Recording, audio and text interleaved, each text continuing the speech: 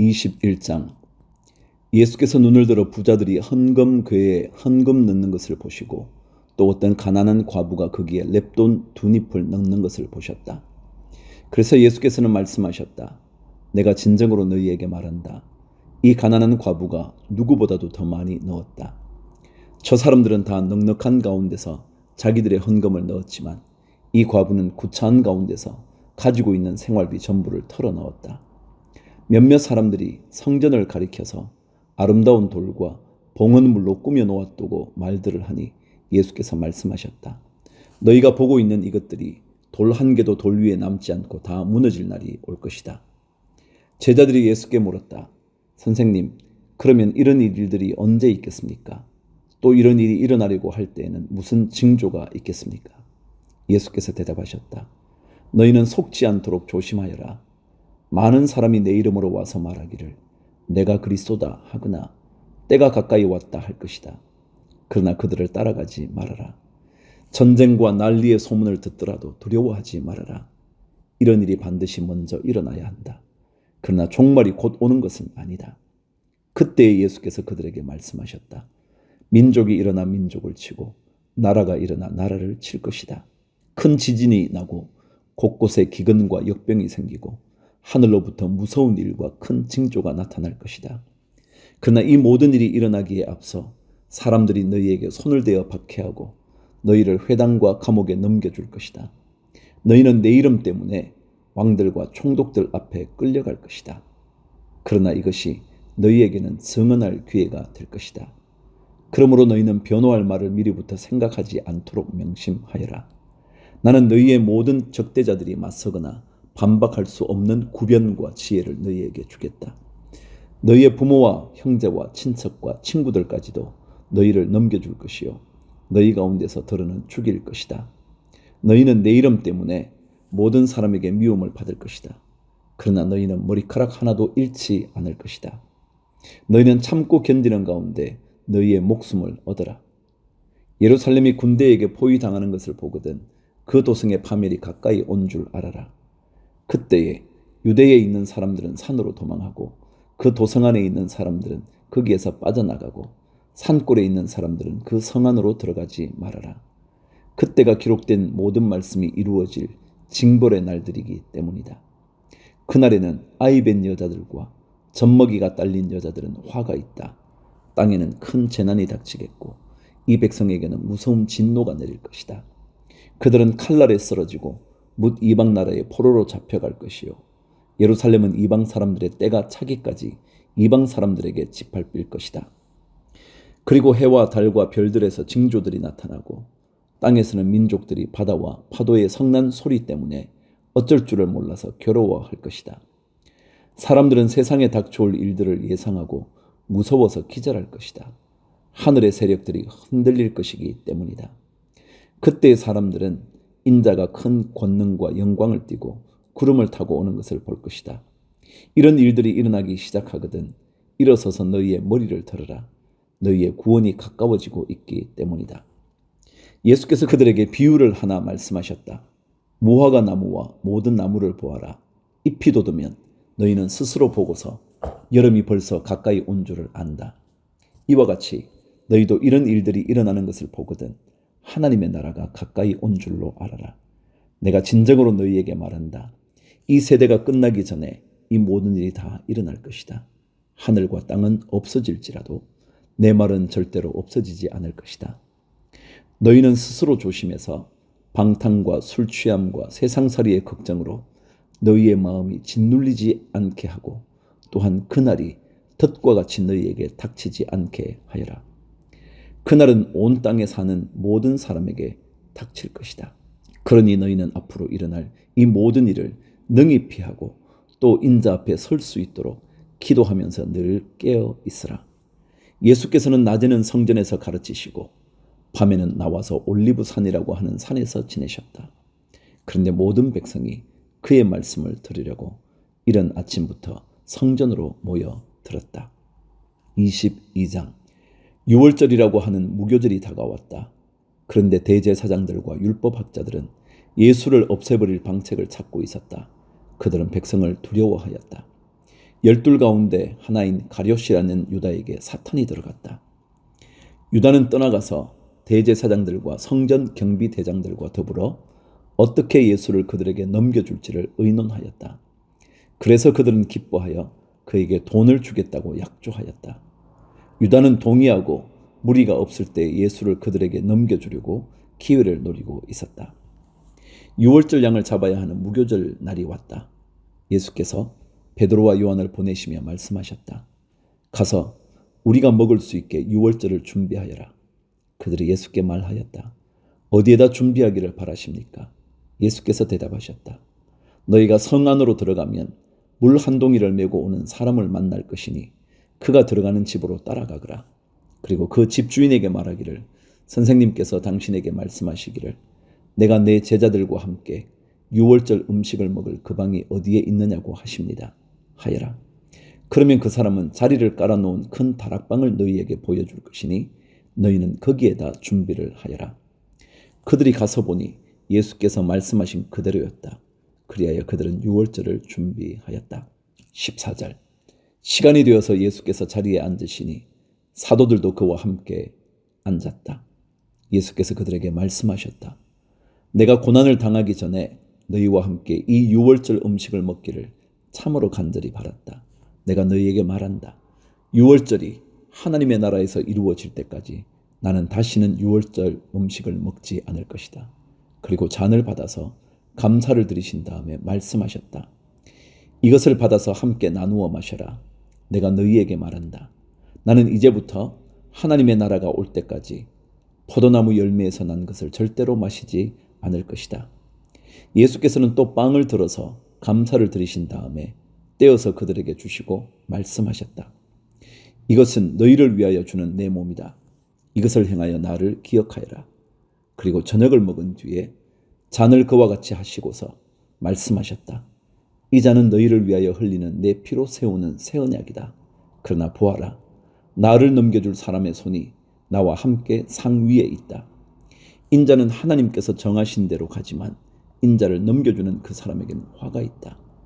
그들은 자기들 가운데 이런 일을 할 사람이 누구일까 하고 자기들끼리 서로 물었다. 24절. 제자들 가운데서 누구를 가장 큰 사람으로 칠 것이냐는 물음을 놓고 그들 사이에 말다툼이 벌어졌다. 예수께서 그들에게 말씀하셨다. 뭇 민족들의 왕들은 백성들 위에 군림한다. 그리고 백성들에게 권세를 부리는 자들은 은인으로 행세한다. 그러나 너희는 그렇지 않다. 너희 가운데서 가장 큰 사람은 가장 어린 사람과 같이 되어야 하고 또 다스리는 사람은 섬기는 사람과 같이 되어야 한다. 누가 더 높으냐? 밥상에 앉은 사람이냐? 시중 드는 사람이냐? 밥상에 앉은 사람이 아니냐? 그러나 나는 섬기는 사람으로 너희 가운데 있다. 너희는 내가 시련을 겪는 동안에 나와 함께한 사람들이다. 내 아버지께서 내게 왕권을 주신 것과 같이 나도 너희에게 왕권을 준다. 그리하여 너희가 내 나라에 들어와 내 밥상에서 먹고 마시게 하고 옥좌에 앉아서 이스라엘의 12지파를 심판하게 하겠다. 31절. 시몬아 시몬아 보아라. 사탄이 밀처럼 너희를 체질하려고 너희를 소나귀에 넣기를 요구하였다. 그러나 나는 내 믿음이 꺾이지 않도록 너를 위하여 기도하였다. 내가 다시 돌아올 때에는 내 형제를 굳세게 하여라. 베드로가 예수께 말하였다. 주님, 나는 감옥에도 죽는 자리에도 주님과 함께 갈 각오가 되어 있습니다. 그러나 예수께서 말씀하셨다. 베드로야, 내가 네게 말한다. 오늘 닭이 울기 전에 내가 3번 나를 모른다고 할 것이다. 예수께서 제자들에게 말씀하셨다. 내가 너희를 돈 주머니와 자루와 신발이 없이 내보냈을 때에 너희에게 부족한 것이 있더냐? 그들이 대답하였다. 없었습니다. 예수께서 그들에게 말씀하셨다. 이제는 돈 주머니가 있는 사람은 그것을 챙겨라. 또 자루도 그렇게 하여라. 그리고 칼이 없는 사람은 옷을 팔아서 칼을 사라. 내가 너희에게 말한다. 그는 무법자들과 한패로 몰렸다고 하는 이 성경 말씀이 내게서 반드시 이루어져야 한다. 과연 나에 관하여 기록한 일은 이루어지고 있다. 제자들이 예수께 말하였다. 주님 보십시오. 여기에 칼 2자루가 있습니다. 예수께서 그들에게 말씀하시기를 넉넉하다 하셨다. 39절. 예수께서 나가시어 늘 하시던 대로 올리브산으로 가시니 제자들도 그를 따라갔다. 그곳에 이르러서 예수께서 제자들에게 말씀하시기를 시험에 빠지지 않도록 기도하여라 하신 뒤에 그들과 헤어져서 돌을 던져서 닿을 만한 거리에 가서 무릎을 꿇고 이렇게 기도하셨다. 아버지, 만일 아버지의 뜻이면 내게서 이 잔을 거두어 주십시오. 그러나 내 뜻대로 되게 하지 마시고 아버지의 뜻대로 되게 하여 주십시오. 그때의 천사가 하늘로부터 그에게 나타나서 힘을 북돋우어 드렸다. 예수께서 고뇌에 차서 더욱 간절히 기도하시니 땀이 핏방울같이 되어서 땅에 떨어졌다. 기도를 마치고 일어나 제자들에게로 와서 보시니 그들이 슬픔에 지쳐서 잠들어 있었다. 그래서 그들에게 말씀하셨다. 왜들 자고 있느냐? 시험에 빠지지 않도록 일어나서 기도하여라. 예수께서 아직 말씀하시고 계실 때에 한 무리가 나타났다. 12 가운데 하나인 유다라는 사람이 그들의 앞장을 서서 왔다. 그는 예수께 입을 맞추려고 가까이 왔다. 예수께서 그에게 말씀하셨다. 유다야, 너는 입맞춤으로 인자를 넘겨주려고 하느냐? 예수의 둘레에 있는 사람들이 사태를 보고서 말하였다. 주님, 우리가 칼을 쓸까요? 그 가운데 한 사람이 대제사장의 종의 오른쪽 귀를 쳐서 떨어뜨렸다. 예수께서 말씀하시기를 그만해 두어라 하시고 그 사람의 귀를 만져서 고쳐 주셨다. 그런 다음에 자기를 잡으러 온 대제사장들과 성전 경비대장들과 장로들에게 말씀하셨다. 너희가 강도를 잡듯이 칼과 몽둥이를 들고 나왔느냐? 내가 날마다 성전에서 너희와 함께 있었으나 너희는 내게 손을 대지 않았다. 그러나 지금은 너희의 때요 어둠의 권세가 판을 치는 때다. 그들은 예수를 붙잡아서 끌고 대제사장의 집으로 데리고 갔다. 그런데 베드로는 멀찍이 떨어져서 뒤따라갔다. 사람들이 뜰 한가운데 불을 피워놓고 둘러앉아 있는데 베드로도 그들 가운데 끼어 앉아 있었다. 그때 한 하녀가 베드로가 불빛을 안고 앉아 있는 것을 보고 그를 빤히 노려보고 말하였다. 이 사람도 그와 함께 있었어요. 그러나 베드로는 그것을 부인하여 이렇게 말하였다. 여보시오, 나는 그를 모르오. 조금 뒤에 다른 사람이 베드로를 보고서 말했다. 당신도 그들과 한패요. 그러나 베드로는 이 사람아, 나는 아니란 말이요 하고 말하였다. 그리고 1시간쯤 지났을 때에 또 다른 사람이 강경하게 주장하였다. 틀림없이 이 사람도 그와 함께 있었어. 이 사람은 갈릴리 사람이니까요. 그러나 베드로는 이렇게 말하였다. 여보시오, 나는 당신이 무슨 소리를 하는지 모르겠어. 베드로가 아직 말을 채 끝내기도 전에 곧 닭이 울었다. 주님께서 돌아서서 베드로를 똑바로 보셨다. 베드로는 주님께서 자기에게 오늘 닭이 울기 전에 내가 3번 나를 모른다고 할 것이다 하신 그 말씀이 생각났다. 그리하여 그는 바깥으로 나가서 비통하게 울었다. 예수를 지키는 사람들이 예수를 때리면서 모욕하였다. 또 그들은 예수의 눈을 가리고 말하였다. 너를 때린 사람이 누구인지 알아맞추어 보아라. 그들은 그 밖에도 온갖 말로 모욕하면서 예수에게 욕설을 퍼부었다. 날이 밝으니 백성의 장로회 곧 대제사장들과 율법학자들이 모여서 예수를 그들의 공회로 끌고 가서 이렇게 말하였다. 그대가 그리스도이면 그렇다고 우리에게 말해 주시오. 예수께서 그들에게 말씀하셨다. 내가 그렇다고 여러분에게 말하더라도 여러분은 믿지 않을 것이요. 내가 물어보아도 여러분은 대답하지 않을 것이요. 그러나 이제부터 인자는 전능하신 하나님의 오른쪽에 앉게 될 것이요. 그러자 모두가 말하였다. 그러면 그대가 하나님의 아들이요? 예수께서 그들에게 말씀하셨다. 내가 그라고 여러분이 말하고 있어. 그러자 그들은 말하였다. 이제 우리에게 무슨 증언이 더 필요하겠소? 우리가 그의 입에서 나오는 말을 직접 들었으니 말이요. 23장. 그들 온 무리가 일어나서 예수를 빌라도 앞으로 끌고 갔다. 그들이 예수를 고발하여 말하기를 우리가 보니 이 사람은 우리 민족을 오도하고 황제에게 세금 바치는 것을 반대하고 자칭 그리스도 곧 왕이라고 하였습니다. 그래서 빌라도가 예수께 물었다. 당신이 유대인의 왕이요?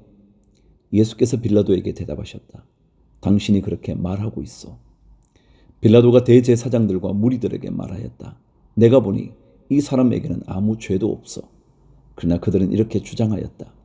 그 사람은 갈릴리에서 시작해서 여기에 이르기까지 온 유대를 누비면서 가르치며 백성을 선동하고 있습니다. 빌라도가 이 말을 듣고서 물었다. 이 사람이 갈릴리 사람이요? 그는 예수가 헤롯의 관할에 속한 것을 알고서 예수를 헤롯에게 보냈는데 마침 그때에 헤롯이 예루살렘에 있었다. 헤롯은 예수를 보고 매우 기뻐하였다. 그는 예수의 소문을 들었으므로 오래전부터 예수를 보고자 하였고 또 그는 예수가 어떤 기적을 일으키는 것을 보고 싶어 하였다. 그래서 그는 예수께 여러 말로 물어보았다. 그러나 예수께서는 그에게 아무 대답도 하지 않으셨다. 그런데 대제사장들과 율법학자들이 곁에 서 있다가 예수를 맹렬하게 고발하였다. 헤롯은 자기 호위병들과 함께 예수를 모욕하고 조롱하였다. 그런 다음에 예수에게 화려한 옷을 입혀서 빌라도에게 도로 보냈다. 헤롯과 빌라도가 전에는 서로 원수였으나 바로 그날에 서로 친구가 되었다.